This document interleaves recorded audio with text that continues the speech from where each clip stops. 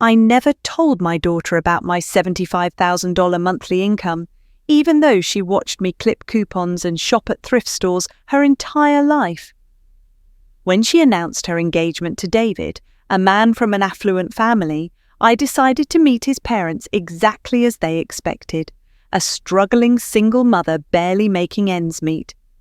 I arrived at their estate dressed in my oldest clothes, driving my 15-year-old sedan.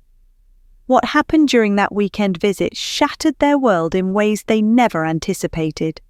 Let me take you back to where this all began, because my daughter Rachel, now 32 years old, never understood who her mother really was. To her, I was always the woman who worked long hours at some generic office job, who refused to buy name-brand groceries, who wore the same coat for 10 winters straight. Just another middle-aged woman scraping by. Nothing remarkable, certainly nothing impressive. And I deliberately kept it that way. She didn't know I was the founder and CEO of 3 successful technology startups, that I held patents worth millions, that venture capitalists flew across the country just to have coffee with me. Why would I tell her? I came from nothing, absolutely nothing. I grew up in a trailer park where dinner was often just crackers and government cheese. I watched my mother work 3 jobs and still couldn't afford her medication. I swore I'd never be poor again, but I also swore I'd never become the kind of person who measures human worth by net worth. So when I made my fortune, I hid it. I lived in the same modest townhouse I'd bought 20 years ago. I drove my cars until they practically fell apart. I donated anonymously to dozens of charities. I built wealth in absolute silence because I'd seen what money does to people, how it corrupts, how it divides, how it transforms love into transaction. The phone call came on a crisp October afternoon. Rachel's voice bubbled with excitement. "Mom, I have amazing news. David proposed. We're getting married next June." My heart swelled with genuine joy. "Oh, sweetheart, that's wonderful. I'm so happy for you." "There's something else," she continued, her tone shifting slightly. "David's parents want to meet you. They've invited us to their estate in Connecticut for the weekend. It's kind of a big deal. His family is very traditional about these things." "Of course," I said warmly. "When?" "This weekend, actually." "I know it's short notice, but they're leaving for Europe next month, and they want to meet you before the engagement party." Something in her voice made me pause. "Rachel, have you told them about me?" Silence stretched between us. Then, hesitantly, "I told them you work in business consulting, that you raised me alone, that you're modest. I didn't want them to worry that you might be uncomfortable around their lifestyle." There it was, that careful word choice, that diplomatic phrasing that actually meant, "I told them you're poor and I'm embarrassed." "I understand," I said quietly. "Don't worry, sweetheart. I'll fit right in." After we hung up, I sat in my home office, surrounded by monitors displaying real-time data from my companies. I looked at my latest bank statement, another excellent quarter. Then I looked down at my worn cardigan and comfortable slacks, the uniform of my deliberately ordinary existence. And I made a decision. If Rachel's future in-laws were the type of people who judged worth by wealth, if they were preparing to look down on the poor, single mother, then I would give them exactly what they expected. I would play the part perfectly. I would be the struggling woman they anticipated meeting, and I would watch, carefully, quietly, to see who they really were when they thought they had the upper hand. Because my instinct, honed by decades in cutthroat business negotiations, told me something important. People reveal their true character when they believe they're superior. And I needed to know if my daughter was marrying into a family that would respect her, or one that would spend a lifetime reminding her she should be grateful they allowed someone of her background into their world. The weekend arrived. I packed a small, battered suitcase with my most worn clothing, faded jeans with frayed hems, stretched-out sweaters, sensible shoes I'd bought at a discount store years ago. I grabbed my oldest purse, the synthetic leather cracking at the seams. I looked in the mirror and saw exactly what I wanted to see. A tired, middle-aged woman who'd been beaten down by life. Forgettable, harmless, poor. I drove my 2009 Honda Civic, reliable but distinctly unglamorous, the 3 hours to Connecticut. As I got closer, the neighborhoods transformed. Modest homes gave way to large houses, which gave way to genuine estates. Trees lined the roads, hiding properties behind gates and long driveways. Old money whispered from every manicured lawn. The GPS directed me to an imposing iron gate with an intercom. I pressed the button. "Yes?" a crisp voice answered. "It's Eleanor Martinez, Rachel's mother." The gate swung open silently, revealing a driveway that seemed to stretch for miles, winding through perfectly landscaped grounds. My heart beat faster, not from nervousness, but from anticipation. I was about to perform the role of my life. The house, no, the mansion, appeared around a curve. It was a Georgian colonial, 3 stories of red brick and white columns, with wings extending on either side. It looked like something from a movie about old American wealth. I parked my modest car in the circular drive between a Mercedes and a Jaguar. The contrast was perfect. Before I could reach the front door, it opened. A man in his early 60s stepped out, tall and distinguished in pressed khakis and a cashmere sweater. Behind him stood a woman of similar age, blonde and elegant in a way that spoke of personal trainers, regular spa treatments, and very expensive maintenance. "Eleanor?" The man extended his hand. "I'm Christopher Ashford, and this is my wife, Patricia." "Welcome to our home." His handshake was firm but brief, as if he were already assessing and cataloguing me. Patricia's hand was cool and limp when she offered it, and her smile didn't quite reach her eyes. "Thank you so much for having me," I said, deliberately making my voice smaller, more tentative. "What a beautiful home." "We've been blessed," Patricia said, and somehow she made it sound like both gratitude and a declaration of superiority. "Come in, please. Rachel and David are waiting in the conservatory." I followed them through a marble foyer that could have housed my entire townhouse. A curved staircase swept upward. Oil paintings, originals by the look of them, lined the walls. A chandelier that probably cost more than most people's annual salary glittered overhead. Patricia noticed me looking around. "Christopher's grandfather built this house in 1924, she explained. "It's been in the Ashford family for 4 generations. We take our responsibility as stewards very seriously." "It's magnificent," I murmured, playing my part. "I've never seen anything like it." We walked through room after room, a formal dining room with a table that could seat 20, a library with floor-to-ceiling bookshelves, a sitting room decorated in silk and velvet. Everything was perfect, polished, expensive. Everything was designed to intimidate. Finally, we reached the conservatory, a glass-enclosed room filled with exotic plants and comfortable seating. Rachel jumped up when she saw me, her face bright with nervous energy. "Mum!" She hugged me tightly, and I felt her tension. She was worried about how this would go. David stood more slowly. He was handsome, Ed, in that polished prep school way. Perfect hair, perfect teeth, perfect manners. "Mrs. Martinez, it's wonderful to finally meet you. Rachel has told me so much about you." "Please call me Eleanor," I said, "and I'm so happy to meet you too." We sat down, and immediately a woman in a uniform, they had household staff, appeared with a tray of tea and delicate pastries.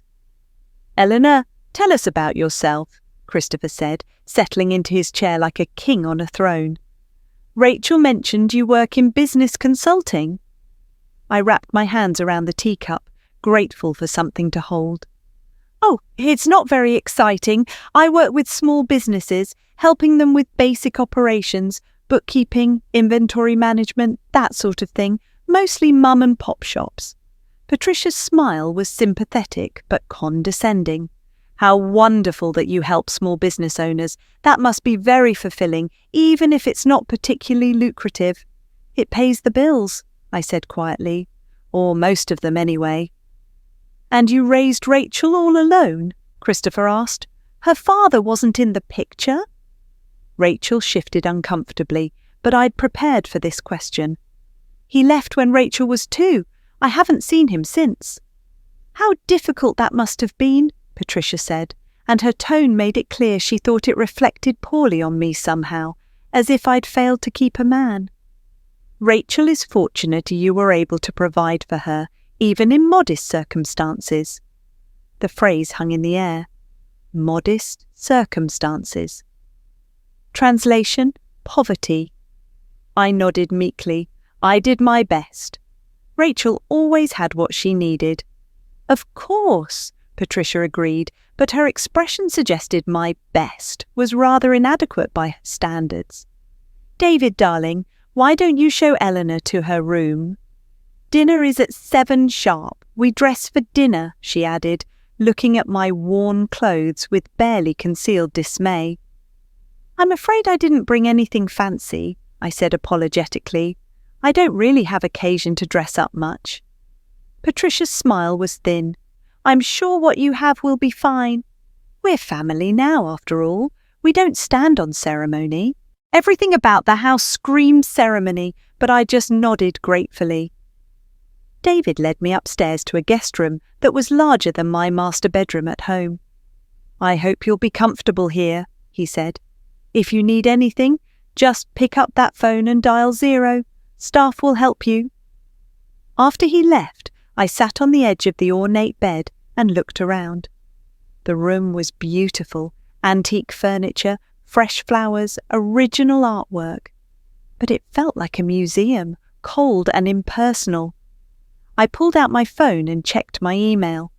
3 board meetings next week. A patent approval. A buyout offer for one of my smaller companies. My real life hiding behind the disguise I'd chosen to wear. I thought about backing out, about dropping the act and being honest. But then I remembered Patricia's tone when she said modest circumstances, the way Christopher's eyes had quickly assessed my clothes and found them wanting. Number.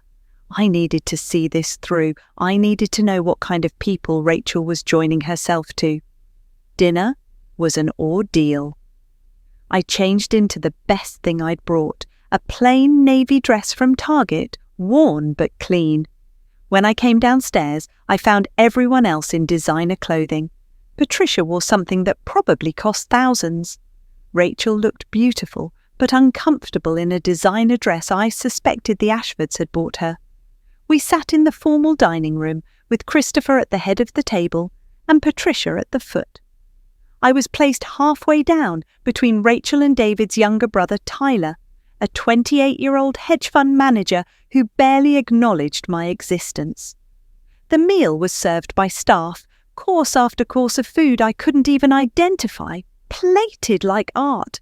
Wine flowed freely from bottles Christopher made a point of mentioning cost hundreds of dollars each. So, Eleanor, Christopher said after the fish course arrived, Rachel tells us you live in Maryland. Whereabouts? Rockville, I said. I have a townhouse there. Rent or own? Tyler asked, his first words to me.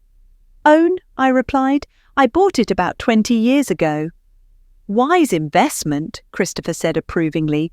Even modest properties in that area have appreciated well. You should have built up nice equity. Some, I agreed, though I had to refinance a few years ago when Rachel was in college. The tuition bills were... I trailed off helplessly. Rachel looked down at her plate, embarrassed. She'd gone to a good state school, had even had scholarships. The tuition hadn't been a burden at all. But my invented struggle painted me as a martyr mother, which seemed to satisfy something in Patricia's worldview. Education is so important, Patricia said. We made sure David attended the finest schools, Exeter, then Yale, then Harvard Business School.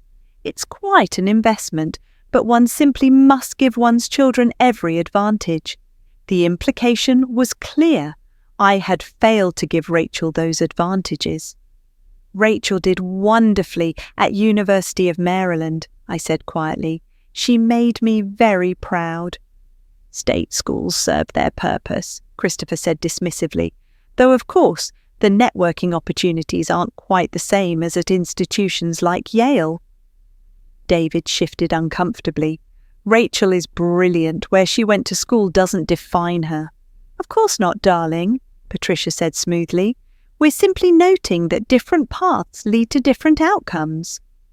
Speaking of which, Eleanor, where do you see yourself in 5 years? 10?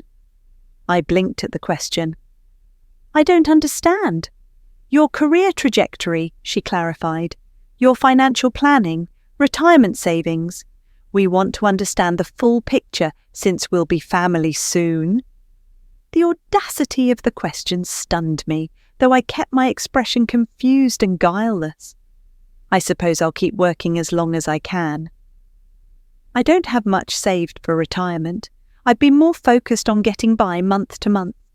Christopher and Patricia exchanged a look heavy with meaning. That's precisely what concerns us, Christopher said, setting down his wine glass. Eleanor, we should speak frankly. David is our only son. He will inherit significant assets. We've built something substantial to pass on to him and, eventually, his children. We need to ensure that his marriage is stable. Dad, David said warningly. Christopher held up his hand. Let me finish. Eleanor, we're not wealthy because we're careless. We're wealthy because we think ahead, because we plan, because we surround ourselves with people who add value. Now, we like Rachel very much. She's a lovely girl, intelligent, well-mannered, but we need to address the elephant in the room. My heart began to pound, but not with fear, with fury. I kept my face neutral. Patricia leaned forward. The truth is, dear, you're going to be a financial liability. Through no fault of your own, of course. You did the best you could as a single mother with limited resources. But facts are facts. You have no retirement savings, no safety net, and you're approaching an age where health issues become expensive. Naturally, Rachel will feel obligated to help you, which means David will feel obligated to help you, which means our family resources will be diverted to supporting you. The room fell silent except for the quiet clink of crystal and china. I never asked Rachel for anything, I said softly, my voice trembling slightly, with rage, though they thought it was distress. I would never burden her. Of course you wouldn't intentionally, Christopher said, his tone dripping with false compassion. But circumstances have a way of forcing our hands, don't they? A medical emergency, an unexpected expense, the simple realities of aging on a fixed income. These things happen, and when they do, Rachel will come to David, and David will come to us. What my husband is trying to say, Patricia interjected, is that we've discussed this, and we'd like to propose a solution. We'd like to help you, Eleanor. We'd like to establish a trust fund for you, something modest but adequate. Say $2,000 a month, enough to ensure you're comfortable, that you have what you need. Tyler finally looked at me with interest, as if I'd suddenly become slightly less invisible. That's incredibly generous, I whispered, playing my part. But I couldn't possibly. We insist, Christopher said firmly. Consider it our engagement gift to the couple. We want Rachel to enter this marriage without worry, without feeling torn between her new family and her obligation to her mother. David's face was red with anger or embarrassment. I couldn't tell which. Rachel looked like she wanted to disappear into her chair. However, Patricia continued, and here it came, the real purpose of this theatre, there would be certain conditions. Nothing unreasonable, just some basic agreements we'd need you to sign. Conditions, I repeated. Well, we'd need you to agree not to ask Rachel or David for financial help, Christopher explained. The trust would be your sole support from the family. We'd also need you to agree to certain boundaries, no unannounced visits, advance notice for holidays, that sort of thing. We want the young couple to have space to build their life together. Patricia added, and we'd need assurance that you won't contest any estate planning we've done. The Ashford fortune is complex, with trusts and foundations and business holdings. We need to ensure that remains within the direct family line. I looked at Rachel. My beautiful daughter, tears streaming down her face, unable to meet my eyes. You're trying to buy me off, I said quietly. You're trying to pay me to disappear from my daughter's life. Not disappear, Christopher corrected. Just maintain appropriate distance. Look, Eleanor, we're trying to be kind here. We could simply make it clear to David that this marriage comes with complications. We could withhold our blessing, which would make things very difficult for the young couple. But we're not doing that. We're trying to find a solution that works for everyone. And if I say no? I asked. Patricia's expression hardened. Then we'd have to have some very serious conversations with David about what he's taking on. About whether he's really thought through the long-term implications of marrying into a family with such significant financial instability. Tyler smirked into his wineglass. Something inside me broke then. Not my resolve, but my patience. I was done. I was done playing the meek, grateful poor woman. I was done watching these people try to erase me from my daughter's future with their checkbook. I set down my fork carefully. I wiped my mouth with the linen napkin. I looked directly at Christopher. That's a very interesting offer, I said, and my voice came out different, clearer, stronger, with an edge that made everyone at the table look up. Let me see if I understand correctly. You want to pay me $2,000 a month, $24,000 a year, in exchange for me essentially removing myself from my daughter's life and giving up any claim to your precious family fortune. Is that accurate? Christopher frowned slightly. Something in my tone had shifted, and he felt it. I wouldn't phrase it quite so crudely, but essentially, yes. I nodded slowly. Before I respond to your generous offer, I'm curious about something. Christopher, Patricia, when you look at me, what do you see? Patricia blinked. I'm sorry? What do you see when you look at me? I repeated. Be honest. We're family now, after all. We don't stand on ceremony. I threw her own words back at her, and she recognized them. Her jaw tightened. I see a woman who's done her best in difficult circumstances, Christopher said carefully. You see a poor single mother, I corrected. You see someone who shops at thrift stores and drives an old car. You see someone who doesn't belong in a house like this, at a table like this. You see someone whose value can be measured in monthly payments. Am I wrong? The silence was deafening. You see, I continued, my voice growing colder, exactly what I wanted you to see, and you behaved exactly as I suspected you would. Rachel looked up, confused. Mum, I turned to my daughter. Sweetheart, I need to tell you something. Something I should have told you a long time ago, but I had my reasons for not sharing, reasons I'm beginning to question now. Eleanor, Christopher said, his voice holding a warning, I think, perhaps, 28 years ago, I interrupted him, I was working as a secretary at a small tech company in Silicon Valley. I was making $12 an hour. Rachel's father had just left me. I was pregnant, terrified, and desperately trying to figure out how I was going to survive. I had everyone's attention now. Even Tyler had put down his phone. I noticed something at that company, I continued. I noticed that the engineers were building software that could revolutionize inventory management for retail stores, but they had no idea how to market it. They were brilliant technically, but clueless about business. So I taught myself. I stayed after work every night, reading everything I could about business development, sales, marketing. I made cold calls on my lunch breaks. I landed our first 3 major clients from a cubicle 8 months pregnant.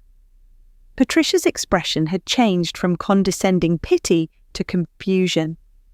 When Rachel was 6 months old, I approached the founders with a proposal. I'd identified a gap in the market, something their technology could fill, but they'd never considered. I asked them to let me lead a new division targeting that market. They laughed at me, a secretary with a baby? But I'd done my homework. I'd already secured letters of intent from potential clients. They gave me a chance. I paused, taking a sip of the wine Christopher had bragged cost $300 a bottle. It was excellent. Within 3 years, my division was generating 60% of the company's revenue. When the company was acquired by Microsoft, I negotiated retention bonuses for myself that came to just over $2 million. I was 28 years old. Christopher's fork clattered onto his plate. I used that money to start my own company, I continued, a SAS platform for supply chain management. I built it from my living room while Rachel was in elementary school. I worked at night after she went to bed, on weekends while she was at friends' houses. I grew it slowly, carefully, reinvesting every penny of profit. When I sold it 12 years later, the purchase price was $45 million. Patricia had gone very pale. But I didn't stop there, I said, warming to my subject now. I'd learned a lot about identifying market gaps, about emerging technologies, about getting in early on the right opportunities. I've founded 3 more companies since then. One is about to IPO. The others are privately held but profitable. I also invested early in several startups that have done quite well. Perhaps you've heard of some of them. I named 3 companies, now household names. Tyler audibly gasped. So to answer your earlier question, Christopher, where do I see myself in 5 or 10 years? I see myself continuing to build innovative companies. I see myself mentoring other women entrepreneurs. I see myself managing my investment portfolio, which currently sits at approximately $300 million, give or take. The silence was absolute. Rachel's mouth hung open. David looked stunned. Patricia appeared to be having trouble breathing. Christopher's face had gone from confident to crimson. Now, I said, my voice turning to ice, let's talk about your offer. You offered me $24,000 a year. I make $75,000 a month. That's $900,000 a year. Your generous trust fund wouldn't cover 2 weeks of my lifestyle. If I had an expensive lifestyle, which I don't, because unlike some people, I don't need to advertise my worth to feel valuable. I stood up and everyone flinched.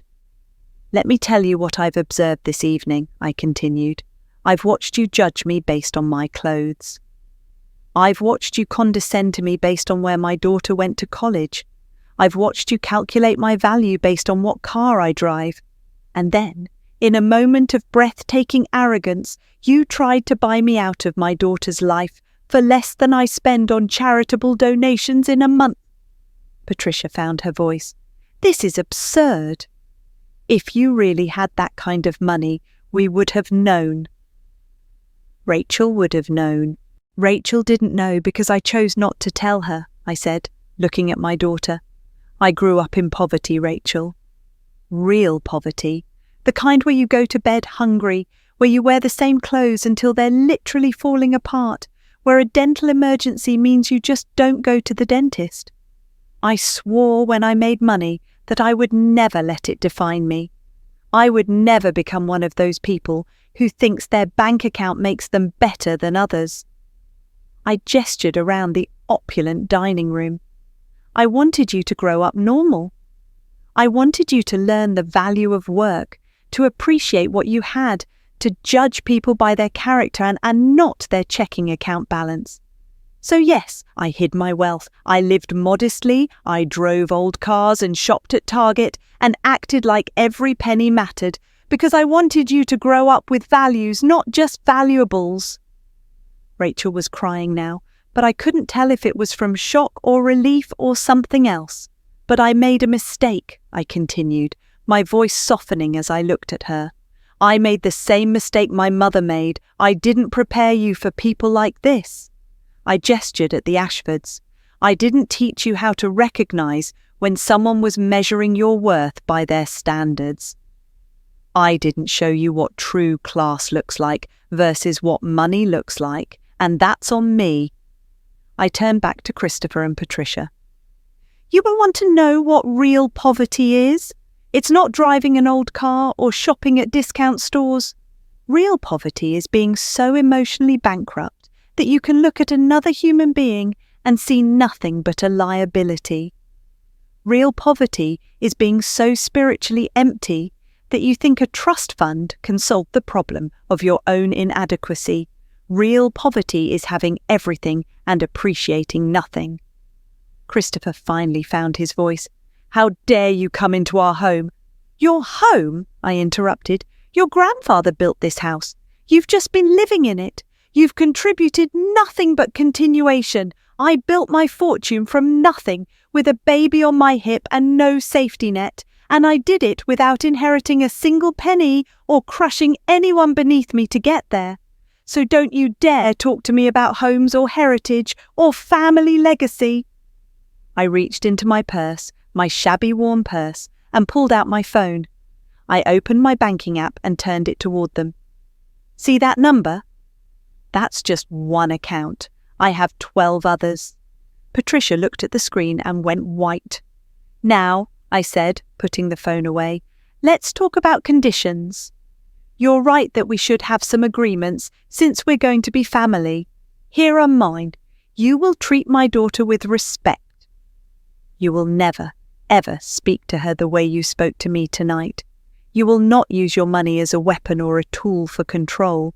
And you will learn that the Ashford name might open doors in Connecticut, but in the real world, the world of innovation, of actual creation, of building rather than inheriting, it means exactly nothing. Tyler suddenly stood up. This is insane. You're lying. You have to be lying. I looked at him calmly. Tyler Ashford, age 28, hedge fund manager at Blackstone, MBA from Wharton, currently managing approximately $800 million in assets, average annual return of 6.2%, which is actually below market average.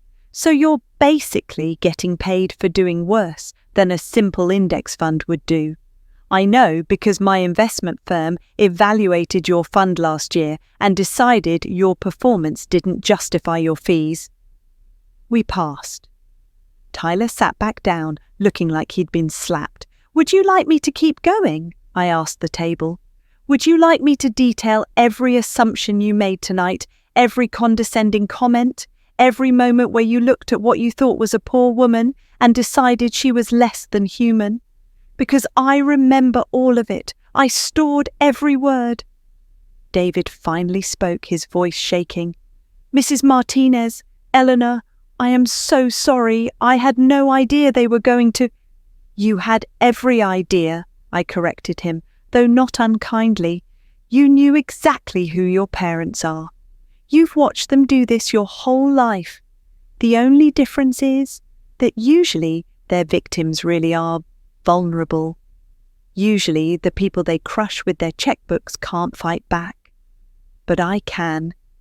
I turned to Rachel, who was still crying silently.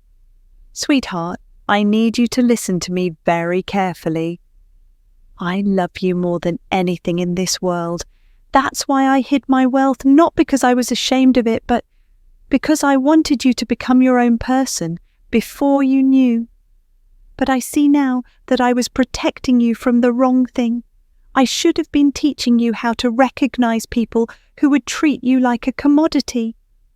Mum, Rachel whispered, why didn't you tell me? Because money changes everything, I replied.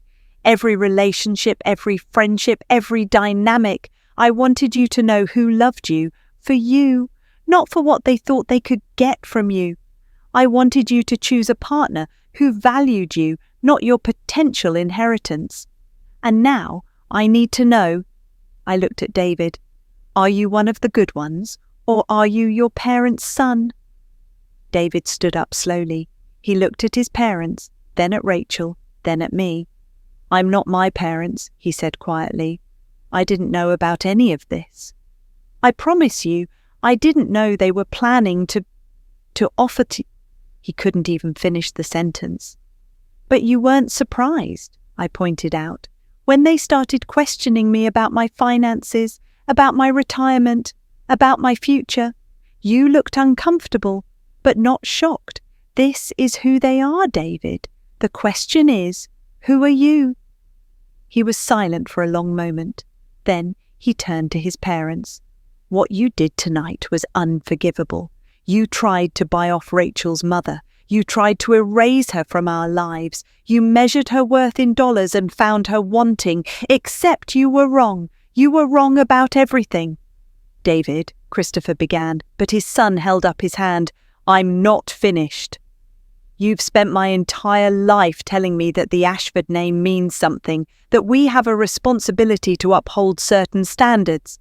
But tonight I learned that your standards are garbage. You judge people by their clothes and their cars instead of their character.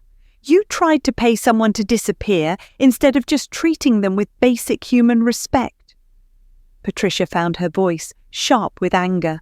You have no idea what we've sacrificed for you, what we've built for you. You built a prison, David interrupted. A beautiful, expensive prison where everyone is judged by their bank balance and nothing else matters. Well, I don't want it. I don't want any of it. Don't be dramatic, Christopher snapped. You're upset, but you'll calm down and realize we were only trying to protect you. Protect me from what? David demanded. From marrying someone whose mother isn't rich? From loving someone who didn't grow up in a house like this? From building a life based on something other than money? He turned to Rachel and took her hands. I love you. I love you for who you are, not for what I thought your family was or wasn't. And if my parents can't accept that, if they can't treat you and your mother with respect, then they won't be part of our lives. It's that simple. Rachel sobbed and threw her arms around him. I felt something in my chest loosen, a fear I hadn't even known I was carrying. David might be from this world, but he wasn't of it, not entirely. Very noble, Patricia said coldly, very dramatic. But let's see how noble you feel when you're cut off, when you're living on your own salary instead of your trust fund, when you don't have access to family resources. I make $250,000 a year, David said, which would be more than enough if I hadn't been trying to keep up with your lifestyle. I'll be fine. You think $250,000 is a lot of money? Christopher laughed harshly. You'll learn. You'll learn what it's like to be ordinary, to be just another face in the crowd, to not have the Ashford name opening doors for you. Actually, I interjected, I think David will do just fine. He has something you two don't have. And what's that? Patricia sneered. Potential. You've been living off past success, off inherited wealth, off your family name. David has actually built his own career. He's a partner at his firm because of his work, not his last name. He has actual skills, actual value beyond a bank account. That's more than either of you can say. Christopher stood up, his chair scraping back loudly. Get out of my house! Gladly, I replied.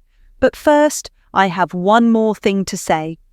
I looked directly at Patricia. You asked me earlier about my retirement plans. Let me answer that properly. In 5 years, I'll be 60. I plan to step back from day-to-day operations of my companies and focus on my foundation work. I've already endowed a fund that provides full scholarships to single mothers pursuing tech degrees. It's worth $50 million and will help hundreds of women who were once just like me, broke, scared, but determined. I paused. In 10 years, I'll be 65. By then, I plan to have given away at least half of my fortune to causes I believe in: education, healthcare access, support for entrepreneurs from underserved communities. Because unlike you, I understand that money is just a tool. What matters is what you build with it, who you help with it, what legacy you leave beyond a big house and a famous name. Patricia's eyes glittered with unshed tears, not of sadness, but of rage and humiliation. And just so we're clear, I continued, Rachel's education? It was never a burden. Her college fund was fully funded before she was 5. I could have sent her to any Ivy League school she wanted. She chose University of Maryland because she liked the program, because she wanted to stay close to her friends, because she made her own choice based on what she wanted, not on what would impress people at cocktail parties. And I was proud of her for that. I picked up my shabby purse. I'm going to pack my things and leave now. Rachel, David, you're welcome to come with me or stay the night as planned. Your choice. Rachel stood immediately. I'm coming with you. Rachel, don't be hasty, Patricia said, her voice strained. Stay. We can talk about this. We can work this out. There's nothing to work out, Rachel said, her voice stronger than I'd ever heard it. You tried to buy off my mother. You thought she was poor and you treated her like garbage. And the worst part, you were proud of yourselves for it. You thought you were being generous. She looked at David. I love you, but I need to leave now. I need to be with my mum. David nodded. I'll drive you both. I'm done here too.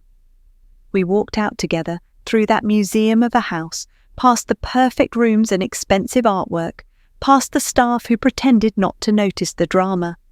Christopher and Patricia followed us to the foyer, their expressions cycling between fury, disbelief, and something that might have been fear. David, if you walk out that door, there will be consequences, Christopher said, his voice hard. Real consequences. David didn't even turn around. I'm counting on it. We reached the front door and I paused, looking back one last time. Tyler had appeared at the top of the stairs, phone in hand, probably already Googling my name to verify my claims. Patricia stood rigid, her perfect composure cracking. Christopher's face was red with impotent rage. One more thing, I said. That trust fund you offered me. $24,000 a year. I spend more than that on my housekeeper's annual bonus. Not because I'm extravagant, but because she's been with me for 15 years. She helped raise Rachel, and she deserves to be compensated fairly for her work. That's what real generosity looks like, taking care of people who actually need it, not using money as a weapon to control those you consider beneath you. I walked out into the cool evening air, feeling lighter than I had in years. Rachel and David caught up with me at my car. Rachel hugged me so tightly I could barely breathe. Mum, I can't believe you. All these years. Why didn't you tell me? I cupped her face in my hands. Because I wanted you to see the world clearly before wealth clouded your vision. I wanted you to work your first job for minimum wage and understand what that feels like. I wanted you to budget carefully and learn the value of money. I wanted you to choose friends based on who they were, not what they could give you. And most importantly, I wanted you to choose a partner who loved you for you. I looked at David. And despite tonight's disaster, I think you did choose well. Your parents are who they are, but you're not them. That took courage to see. David shook his head, still looking stunned. I always knew they were snobs, but I didn't realize they were cruel. I didn't understand how they treated people they considered below them, because I've always been above them in their eyes. I've never been on the receiving end. Now you know, I said simply. The question is what you do with that knowledge. I cut them off, he said firmly. I don't want their money, their houses, their approval. I want to build something real with Rachel, something based on actual values. That's admirable, I replied, but I'd suggest a different approach. Don't cut them off out of anger. Set boundaries, demand respect, give them a chance to change, a real chance, not just lip service. People can grow if they're forced to confront their own behavior, but if they refuse, if they continue to treat people like commodities, then yes, distance yourself, protect your family from that toxicity. Rachel wiped her eyes. Can we go home? Your home? I need to process all of this. Of course. David, you're welcome too. Thank you, he said quietly. I think I need to be there. I need to see how you actually live, to understand who you really are beyond tonight's revelations. We drove back in a small convoy, my old Honda leading David's BMW. The juxtaposition would have been comical if the night hadn't been so emotionally exhausting. We drove back in a small convoy, my old Honda leading David's BMW. The juxtaposition would have been comical if the night hadn't been so emotionally exhausting. We arrived at my townhouse after midnight. Rachel and David followed me inside, and I watched their faces as they looked around. It was exactly as Rachel remembered: comfortable but modest furniture, walls painted in neutral colours, no obvious signs of wealth. The kind of home that said middle class and content. I don't understand, Rachel said, looking around. If you have all that money, why do you live like this? I smiled and walked to a bookshelf. I pressed a hidden button and the entire bookshelf swung inward, revealing a door. Because this is where I live. That's where I work. I opened the door and turned on the lights. Rachel and David gasped. Behind the facade of my modest townhouse was a completely different space, a sleek, modern home office that would make any tech CEO jealous. 6 large monitors arranged across a custom desk, high-end ergonomic furniture, walls lined with awards, patents, framed articles from Forbes, Fortune, and Business Insider. A gallery wall of photos showing me with various celebrities, politicians, and business leaders, and prominently displayed the various company logos I'd built, along with framed stock certificates from my first major exit. This is my real world, I explained. This is where I spend my days, building companies, managing investments, mentoring other entrepreneurs. But I keep it separate because I never wanted wealth to define my living space. I wanted home to feel like home, not like an office or a museum or a monument to success. David walked slowly around the room, reading the framed articles. You're in the Forbes 400, he said, stunned. You're number 347, net worth estimated at $320 million. It's actually a bit higher than that now, I said. Forbes always lags behind on their estimates. But yes, Rachel sank into a chair, overwhelmed. Mum, I feel like I don't even know you. I sat down next to her. You know me better than anyone. You know I make terrible jokes and I sing off key and I cry at sappy commercials. You know I stayed up all night with you when you had the flu. You know I taught you to drive and helped you through your first heartbreak and supported every dream you ever had. That's who I am. The money is just a detail. A $320 million detail, she said weakly. Money is just a tool, I repeated. It's not an identity. The Ashfords think their wealth makes them better than others. They're wrong. Money made me more free, more able to help others, more capable of building things I believe in. But it didn't make me a better person. In fact, the real test of character is what you do with wealth. Do you use it to lift others up or to keep them down? David spoke up. My parents failed that test tonight. Spectacularly, I agreed. But here's the thing, David. They don't have to keep failing. People can change. It requires humility, self-reflection, and genuine desire to grow. The question is whether they're capable of that.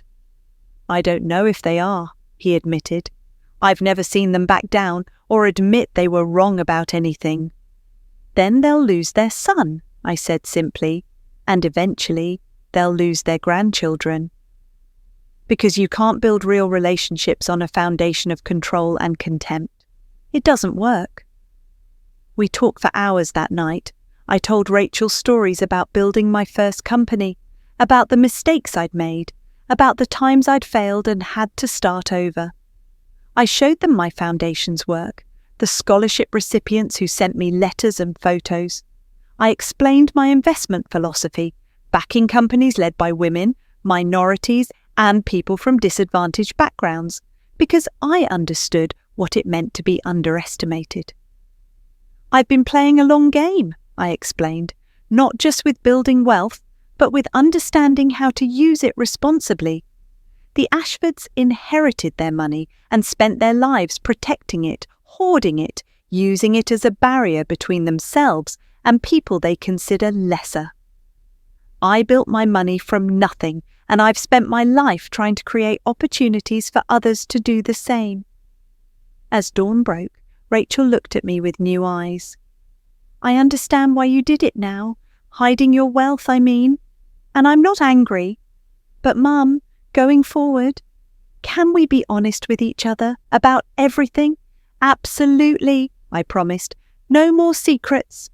Although I have to warn you, my life is about to get complicated. What do you mean? David asked. I pulled up a news article on one of my monitors. One of my companies is going public in 3 weeks. When that happens, my net worth will roughly triple. I'll be in the news. There will be interviews, profiles, probably some intrusive media attention. I've been able to stay relatively private until now, but that's about to end. Rachel's eyes widened. Wait, which company? I told her. It was a cybersecurity firm that had revolutionized data protection for healthcare systems. Rachel had heard of it. Everyone had. You founded that? 12 years ago in my basement while you were in high school. Remember when I said I was taking evening classes? I was actually working on the initial code and business plan. David laughed, almost hysterically. My parents tried to buy off one of the most successful entrepreneurs in America for $2,000 a month. This is actually insane. It would be funny if it weren't so sad, I agreed. They saw what they expected to see, a poor single mother, and never looked deeper. That's the danger of prejudice. It makes you blind to reality. Over the next few days, word of the confrontation spread. I don't know if the Ashfords told people or if their household staff gossiped, but somehow the story got out. I started receiving calls from mutual acquaintances, from business associates who knew the Ashfords socially. The reactions were mixed. Some people were appalled by what Christopher and Patricia had done. Others seemed to think I had been cruel to trick them. But I didn't regret my decision. I had seen their true colours, and that information was invaluable. A week after the disaster dinner, I received an email from Patricia. The subject line read, "We need to talk." The email was long, carefully worded, probably reviewed by their lawyer. She expressed regret that there had been misunderstandings. She suggested we all move forward and put this behind us. She proposed a lunch meeting to clear the air.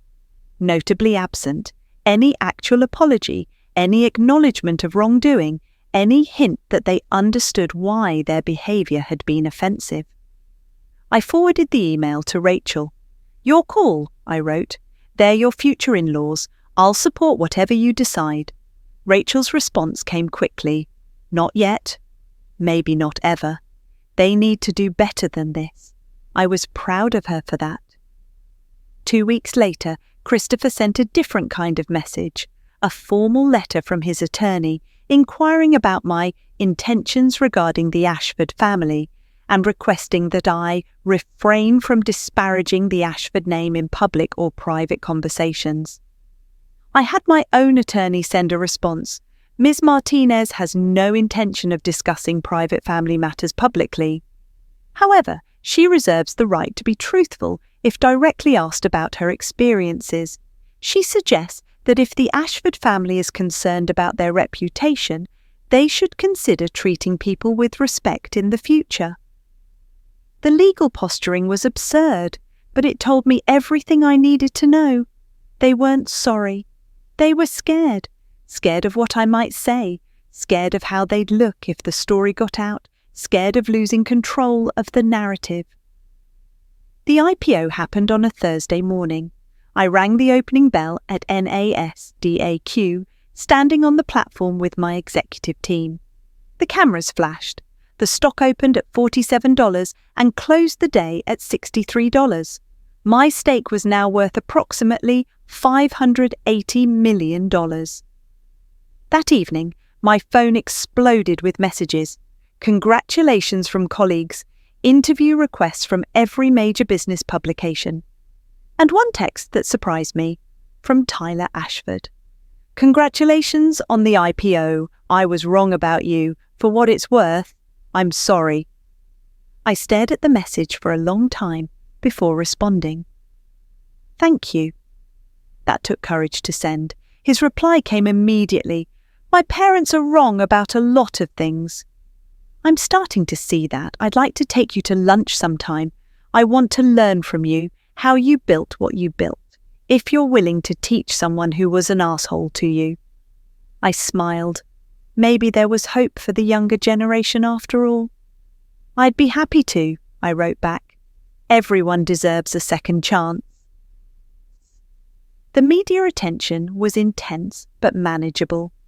I gave a few carefully selected interviews, always steering the conversation toward the issues I cared about: opportunities for underestimated entrepreneurs, the importance of financial literacy, the need for more women and minorities in tech leadership. During one interview with a prominent business journalist, she asked me about my personal life. You've been very private until now.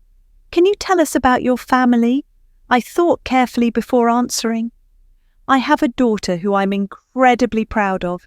She's getting married soon to a wonderful man. And I've learned that the most important wealth you can build isn't financial.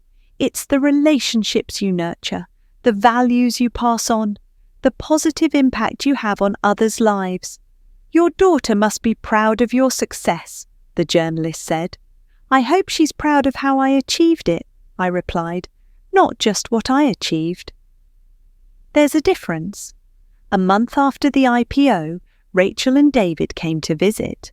They had news. We're postponing the wedding, Rachel announced. Not cancelling, just postponing, I told her. It was a cybersecurity firm that had revolutionized data protection for healthcare systems. Rachel had heard of it. Everyone had. You founded that? 12 years ago in my basement while you were in high school. Remember when I said I was taking evening classes? I was actually working on the initial code and business plan. David laughed, almost hysterically. My parents tried to buy off one of the most successful entrepreneurs in America for $2,000 a month. This is actually insane. It would be funny if it weren't so sad, I agreed. They saw what they expected to see, a poor single mother, and never looked deeper. That's the danger of prejudice. It makes you blind to reality. Over the next few days, word of the confrontation spread. I don't know if the Ashfords told people or if their household staff gossiped, but somehow the story got out. I started receiving calls from mutual acquaintances, from business associates who knew the Ashfords socially. The reactions were mixed. Some people were appalled by what Christopher and Patricia had done. Others seemed to think I had been cruel to trick them. But I didn't regret my decision. I had seen their true colours, and that information was invaluable. A week after the disaster dinner, I received an email from Patricia. The subject line read, "We need to talk." The email was long, carefully worded, probably reviewed by their lawyer. She expressed regret that there had been misunderstandings. She suggested we all move forward and put this behind us. She proposed a lunch meeting to clear the air. Notably absent, any actual apology, any acknowledgement of wrongdoing, any hint that they understood why their behaviour had been offensive. I forwarded the email to Rachel. "Your call," I wrote. "They're your future in-laws. I'll support whatever you decide." Rachel's response came quickly. "Not yet. maybe not ever. They need to do better than this. I was proud of her for that. 2 weeks later, Christopher sent a different kind of message, a formal letter from his attorney inquiring about my intentions regarding the Ashford family and requesting that I refrain from disparaging the Ashford name in public or private conversations. I had my own attorney send a response. Ms. Martinez has no intention of discussing private family matters publicly. However, she reserves the right to be truthful if directly asked about her experiences. She suggests that if the Ashford family is concerned about their reputation, they should consider treating people with respect in the future. The legal posturing was absurd, but it told me everything I needed to know. They weren't sorry. They were scared. Scared of what I might say, scared of how they'd look if the story got out, scared of losing control of the narrative. The IPO happened on a Thursday morning. I rang the opening bell at NASDAQ, standing on the platform with my executive team. The cameras flashed. The stock opened at $47 and closed the day at $63. My stake was now worth approximately $580 million. That evening, my phone exploded with messages. Congratulations from colleagues, interview requests from every major business publication. And one text that surprised me, from Tyler Ashford. Congratulations on the IPO. I was wrong about you. For what it's worth, I'm sorry. I stared at the message for a long time before responding. Thank you. That took courage to send. His reply came immediately. My parents are wrong about a lot of things. I'm starting to see that. I'd like to take you to lunch sometime. I want to learn from you how you built what you built, if you're willing to teach someone who was an asshole to you. I smiled. Maybe there was hope for the younger generation after all. I'd be happy to, I wrote back. Everyone deserves a second chance. The media attention was intense but manageable. I gave a few carefully selected interviews, always steering the conversation toward the issues I cared about. Opportunities for underestimated entrepreneurs, the importance of financial literacy, the need for more women and minorities in tech leadership. During one interview with a prominent business journalist, she asked me about my personal life. You've been very private until now. Can you tell us about your family? I thought carefully before answering. I have a daughter who I'm incredibly proud of. She's getting married soon to a wonderful man. And I've learned that the most important wealth you can build isn't financial. It's the relationships you nurture, the values you pass on, the positive impact you have on others' lives. Your daughter must be proud of your success, the journalist said. I hope she's proud of how I achieved it, I replied. Not just what I achieved. There's a difference. A month after the IPO, Rachel and David came to visit. They had news. We're postponing the wedding, Rachel announced. Not cancelling, just postponing. My heart sank because of what happened with David's parents. Partly, David admitted, but also because we realize we need to build a stronger foundation first. We need to figure out who we are as a couple, independent of both our families' influence. We need to decide what kind of life we want to build. That's very mature of you, I said, meaning it. We're also going to couples counselling, Rachel added, to work through all of this, the secrets, the family drama, the money stuff. We want to make sure we're doing this for the right reasons. I think that's wise, I said. Marriage is hard enough without unresolved family issues and financial complications. David looked at me seriously.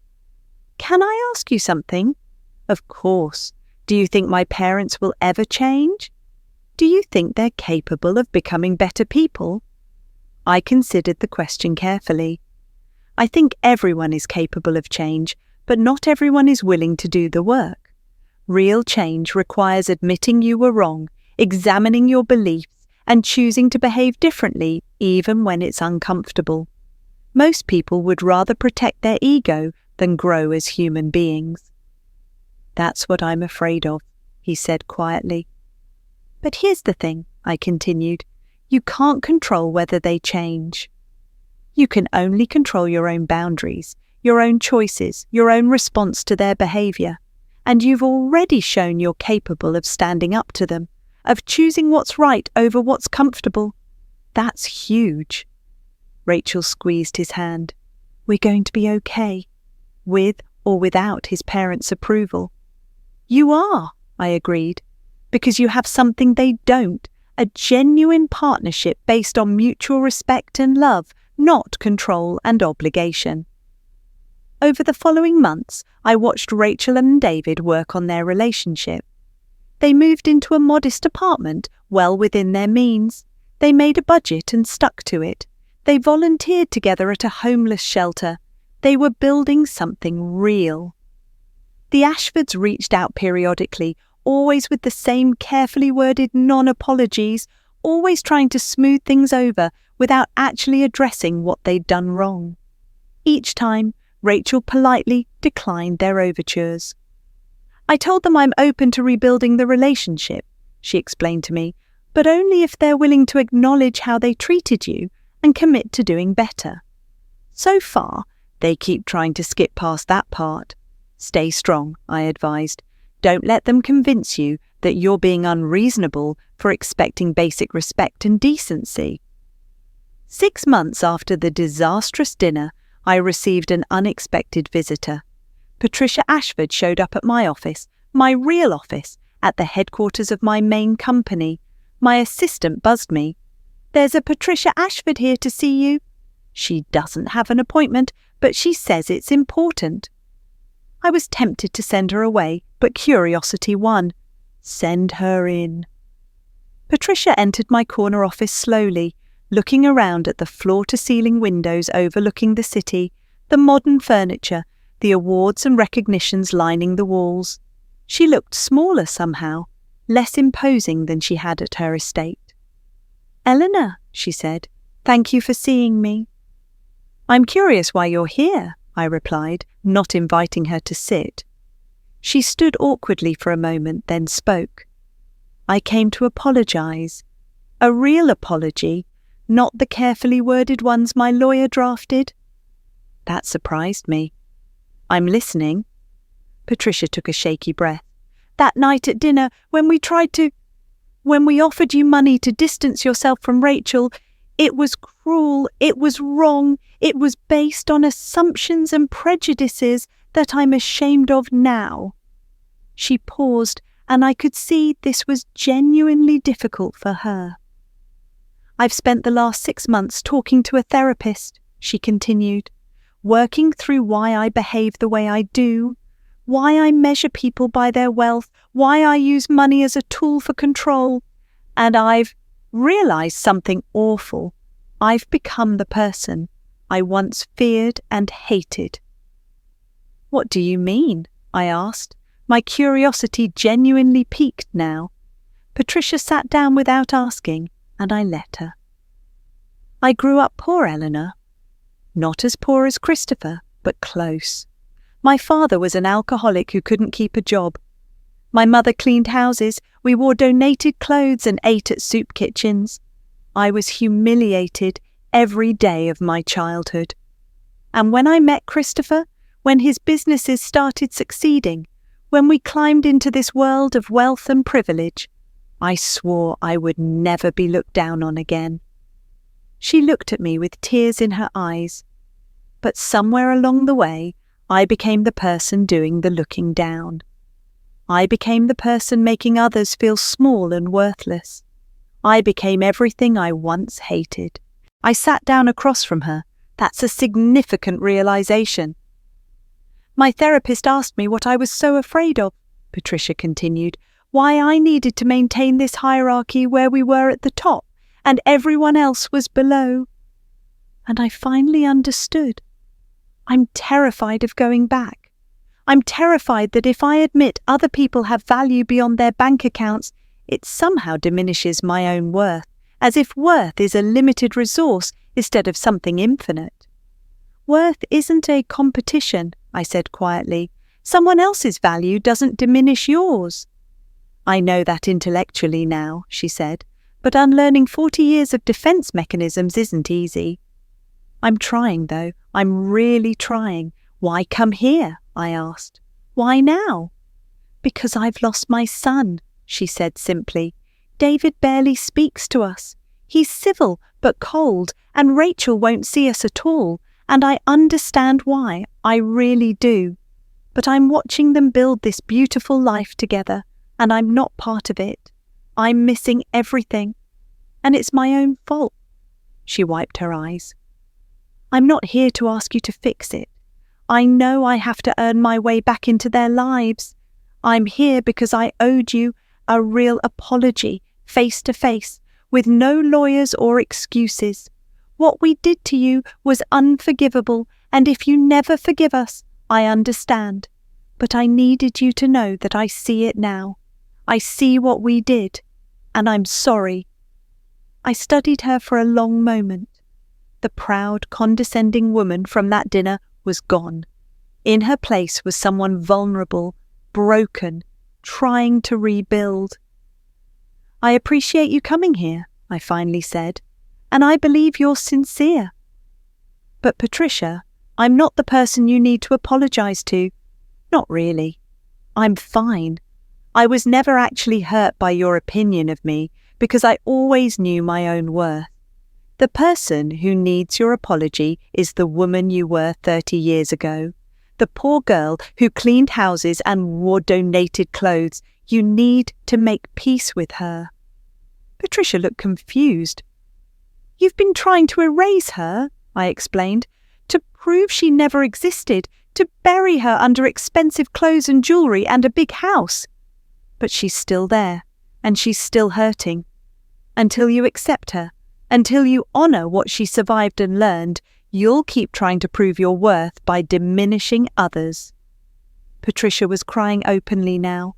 How did you do it? How did you go from poverty to wealth without becoming cruel? Because I never forgot where I came from, I said simply. I never saw my past as something to be ashamed of. It was my foundation, my education, my motivation. Every time I hire someone, every time I make an investment decision, every time I interact with another human being, I remember what it felt like to be dismissed, to be considered worthless, and I choose differently. I want to do better, Patricia whispered. I want to be better. But I don't know how to fix what I've broken. Start with the truth, I advised. Tell David and Rachel what you told me, the real story of where you came from, why you became who you became. Let them see your vulnerability, and then, most importantly, show them through your actions that you're changing, not with grand gestures or money, but with consistent, genuine respect for all people, regardless of their circumstances. Will you help me? She asked. Will you talk to them? I shook my head. That's not my role. This is between you and them. But I won't stand in your way. If you're genuinely trying to change, if you're willing to do the hard work, then I'll support whatever relationship they choose to build with you. Patricia stood up. Thank you. For seeing me, for listening, for being kind when I don't deserve it. Everyone deserves kindness, I replied. That's the whole point. After she left, I sat in my office for a long time, thinking about the complexity of human nature, about how trauma shapes us, about the hard work of becoming a better person.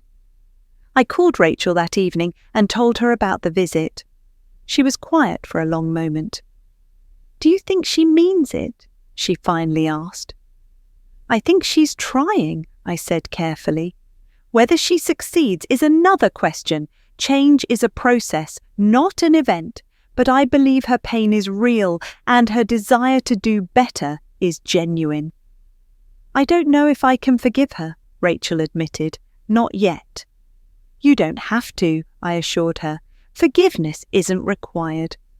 You can acknowledge someone's growth without giving them unfettered access to your life.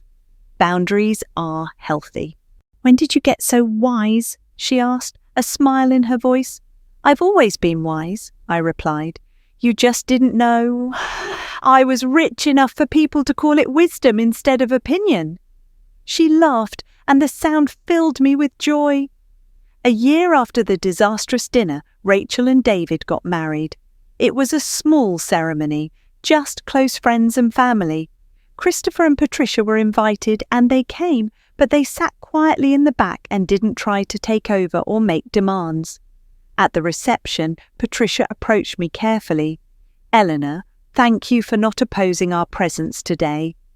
"It's not my wedding," I replied. "Rachel and David made the choice. I respect it." "I'm still working on myself," she said. "Still in therapy. Still trying to unlearn old patterns. It's harder than I expected." "The worthwhile things usually are," I said. She nodded and walked away. No drama, no grand apologies, no attempts to monopolize my time. Progress. During the reception, I found myself watching the young couple dance.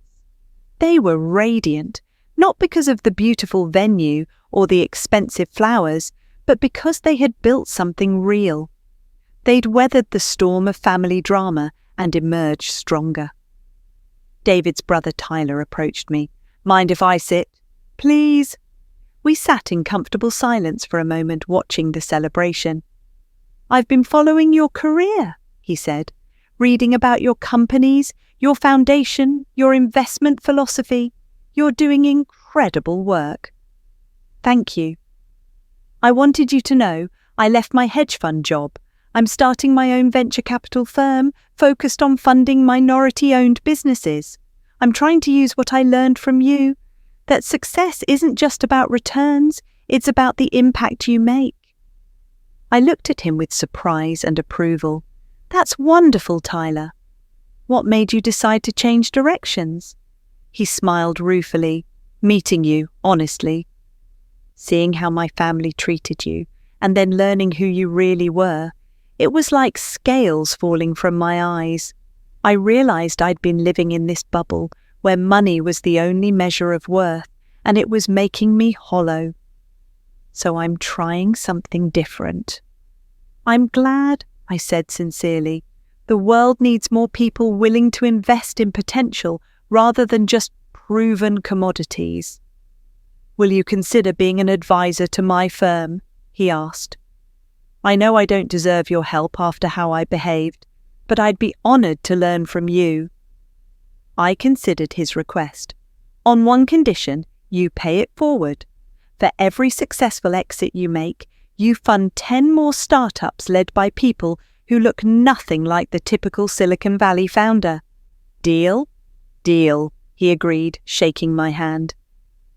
As the evening wore on, I found myself reflecting on the strange journey that had led us all here. My decision to pretend to be poor had been a test, a way to see who the Ashfords really were. And they had failed spectacularly. But in failing, they'd been given an opportunity to grow, to change, to become better. Some had taken that opportunity, others were still resisting. But that was their choice to make. Rachel found me as the party was winding down. She hugged me tightly. "Thank you, Mum." "For everything. For raising me right. For teaching me what really matters. For showing me that wealth doesn't define worth."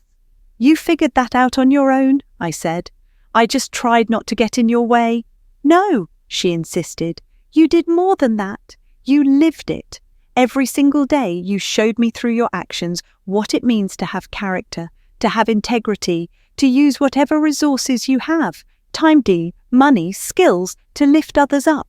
That's the inheritance that matters." I felt tears pricking my eyes. "I'm so proud of you, sweetheart. Not because of who you married or what you've accomplished, but because of who you are. Kind, thoughtful, principled.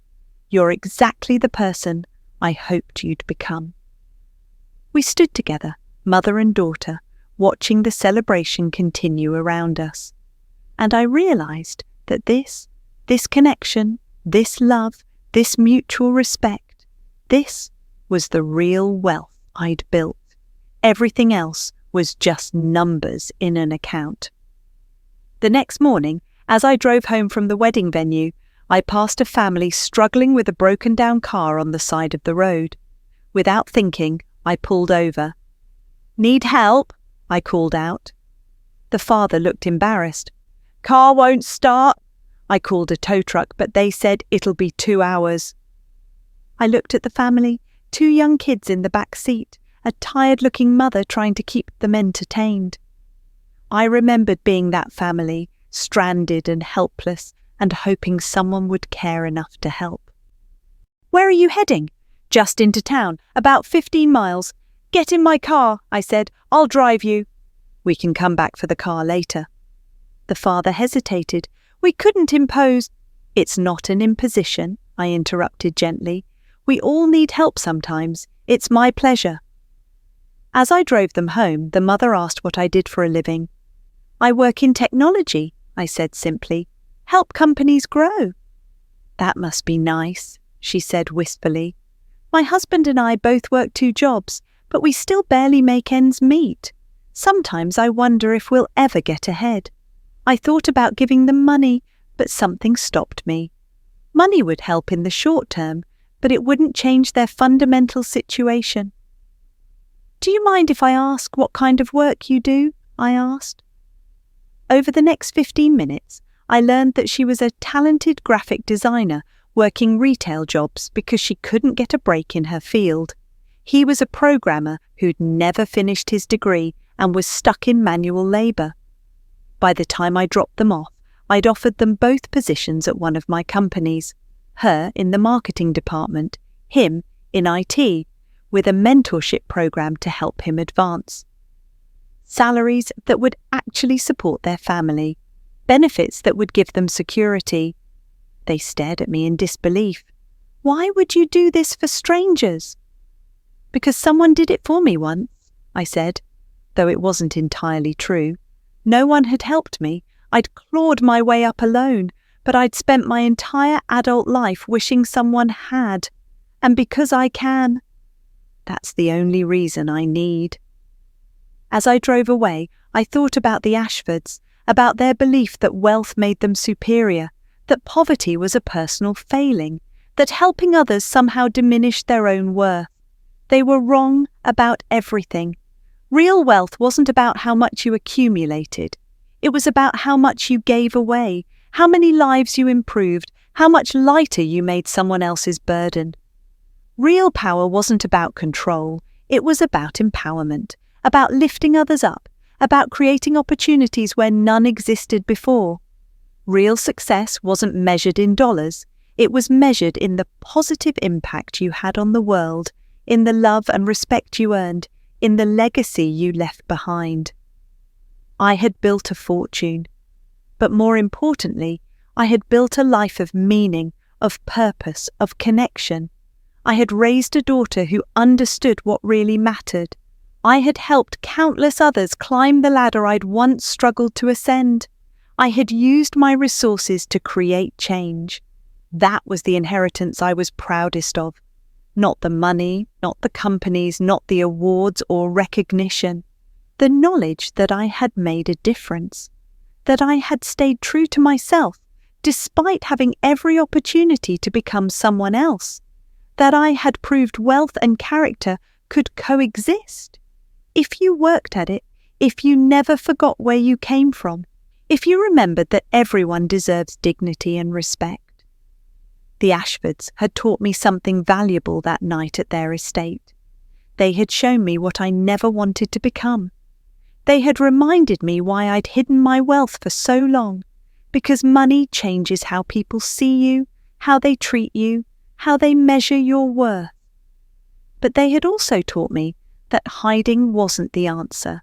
The answer was living authentically, using wealth as a tool rather than an identity, and never, ever forgetting that every person you meet is fighting battles you know nothing about. As I pulled into my modest townhouse, I smiled. Behind that ordinary facade was my extraordinary life, not extraordinary because of the money, but because I had built it on my own terms, according to my own values, without compromise or apology. And that, I thought as I walked through my door, was the greatest wealth of all.